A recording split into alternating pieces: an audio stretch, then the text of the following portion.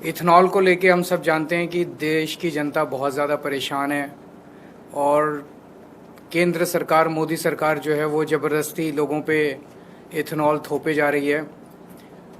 लोगों की माइलेज कम हो रही है, लोगों के गाड़ियां ख़राब हो रही हैं, लेकिन उसके बावजूद बिना प्रश्नों के जवाब दिए, बिना कोई तर्क दिए सरकार ज़बरदस्ती थोप रही है।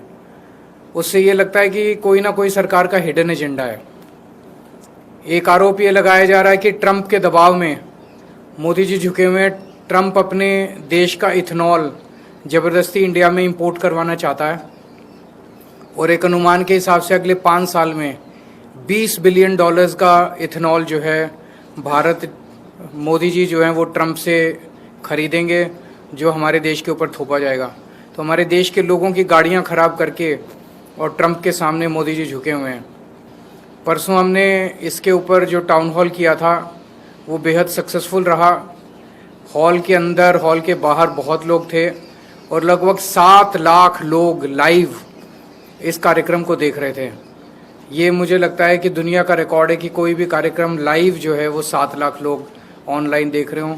इसी वजह से यही दिखाता है कि लोग कितने ज़्यादा परेशान हैं और किस तरह से सपोर्ट में आए। पर लोगों को डराया जा रहा है, धमकाया जा रहा है बुरी तरह से। जो कोई अगर इसके खिलाफ कुछ कर दे, कोई इन्फ्लुएंसर, कोई कंटेंट क्रिएटर, कोई विक्टिम कोई कुछ कर दे तो उसको डराया जाता है, ट्रोल किया जाता है, धमकाया जाता है, एफआईआर की जाती है। तो लोग बहुत डरे हुए हैं। हमने कुछ दिन पहले एक पिटीशन प्रधानमंत्री के नाम ऑनलाइन साइन करवाई थी, तो लगभग 2,33,238 लोगों ने ये पिटीशन साइन की है मात्र कुछ दिनों के अंदर। ये सारी पिटीशंस की कॉपीज़ आप लोगों के सामने हैं। तो कल प्रधानमंत्री जी को ये पिटीशन सौंपने के लिए मैं 100 लोगों के साथ 12 बजे अपने दफ्तर से यहाँ से निकलूँगा प्रधानमंत्री जी के घर की तरफ, और ये पिटीशंस हम चाहते हैं कि पर्सनली उनको हैंड ओवर करके आएँ और उनसे चर्चा करें कि कैसे इथेनॉल जो है वो गलत है और लोग किस तरह से परेशान हैं। मैंने चिट्ठी लिख के भी उनसे समय मांगा था लगभग 1 महीना पहले, लेकिन उनका उसके ऊपर कोई जवाब नहीं आया। तो अब ये कल हम पर्सनली लेके जाएंगे और हम उम्मीद करते हैं कि प्रधानमंत्री जी मिलके हमारे बात सुनेंगे। अगर आपके कोई प्रश्न है कौन होंगे आपकी पार्टी के या अलग-अलग? कुछ लोग, सब विक्टिम्स होंगे, कुछ पार्टी के भी हो सकते हैं, कुछ पार्टी के बाहर के भी हो सकते हैं, पर ये पार्टी का कार्यक्रम नहीं है। कल आपने एक इन्फ्लुएंसर के साथ वीडियो पोस्ट किया, एक माइनर लड़की की क्षमा जो थी उसके ऊपर, और आपने ये क्लेम किया है कि दबाव बनाने की, डराने की कोशिश की जा रही है। बिल्कुल। तो रुचिका सिंह का जो हमने देखा कि किस तरह से बेचारी हाथ जोड़ के आंखें नीची करके पूरे देश के सामने कैसे बोल रही है, वो जाहिर तौर पे उसे बुरी तरह से डराया गया है। तो एक तरफ तो प्रधानमंत्री जी आके कहते हैं कि बच्चों मैंने आपको माफ़ कर दिया, और दूसरी तरफ प्रधानमंत्री जी इस तरह से एक छोटी सी बच्ची को, 15 साल की बच्ची को अपनी पूरी ताकत लगा के झुका देते हैं, उससे माफ़ी मंगवाते हैं पूरे देश के सामने और उसका वीडियो जारी कराते हैं। क्या ये शोभा देता है एक प्रधानमंत्री को?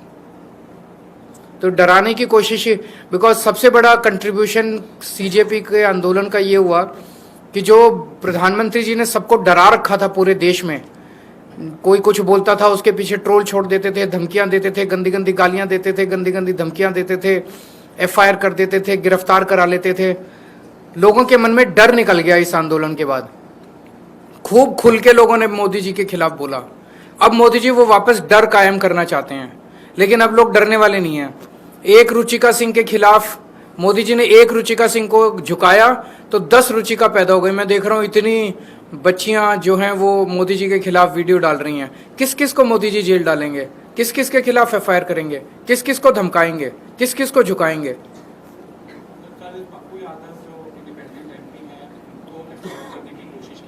उनको हमला करने की उनके ऊपर कोशिश हुई है, उनका ये क्लेम जान से मारने की स्किट हुआ था पार्लियामेंट्री में।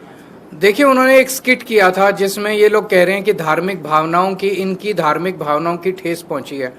मैं उनसे, प्रधानमंत्री जी से ये पूछना चाहता हूं कि चंदा चोरी हो गई, भगवान राम के मंदिर से में इतना बड़ा घोटाला हो गया, रामचंद्र जी की पादुका चोरी हो गई, उनका मुकुट चोरी हो गया, उनकी सारी चीजें चोरी हो गई, उससे तुम्हारी भावना वो नहीं हुई? उससे तुम लोगों की भावना खराब वो नहीं, आहत नहीं हुई?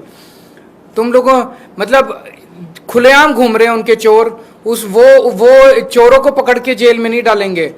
उसी तरह से नितिन नवीन जी के कार्यक्रम के अंदर भगवान हनुमान जी को उनके सामने, उनके गाड़ी के सामने नचा रहे हैं। वो भावना आहत करने वाली बात नहीं है। तो ये कोई हिंदूवादी लोग थोड़ी हैं। हिंदुओं के नाम पे वोट बटोरने वाले, हिंदुओं के नाम पे राजनीति करने वाली पार्टी है भारतीय जनता पार्टी। सर, लक्ष्मी योजना जो सरकार ने शुरू की है उसमें कंडीशन तो बहुत ज़्यादा, एक कंडीशन ये भी है कि आपको जो आपका सांसद है, विधायक है, उससे भी मंजूरी लेनी पड़ेगी। तो इससे ये साफ जाहिर है कि केवल बीजेपी के लोगों को देना चाहते हैं, दूसरे लोगों को देना ही नहीं चाहते। ये क्या कंडीशन है कि सांसद से लेनी पड़ेगी? जो भाई कंडीशन लगाई जाती है इतने साल रहने वाला होगा, इतने साल, इन्होंने देनी नहीं है। बेसिकली राजनीति करनी है। जितनी कंडीशंस इन्होंने लगाई है उसके हिसाब से 1/10 दिल्ली की महिलाओं को भी नहीं मिलेगा। पंजाब में हमने कोई कंडीशन नहीं लगाई। एक घर में अगर 4 महिलाएं हैं, चारों को मिलेगी।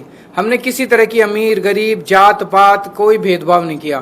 तो जैसे पंजाब में सबको दे रहे हैं, साफ नीयत से दे रहे हैं, ऐसे ही दिल्ली में भी दो अगर नीयत साफ है तो। सर, ब्रिजभूषण शरण सिंह को कोर्ट ने बरी कर दिया है। एक बड़ा मुद्दा बना था हरियाणा चुनाव से पहले, महिला पहलवानों ने 2 लोग पीड़ित कराया। ये काफी दुर्भाग्यपूर्ण है अगर उनको बरी कर दिया है, क्योंकि सारे सबूत थे, सारे गवाह थे, इतने लोगों ने उनके ऊपर आरोप लगाए थे।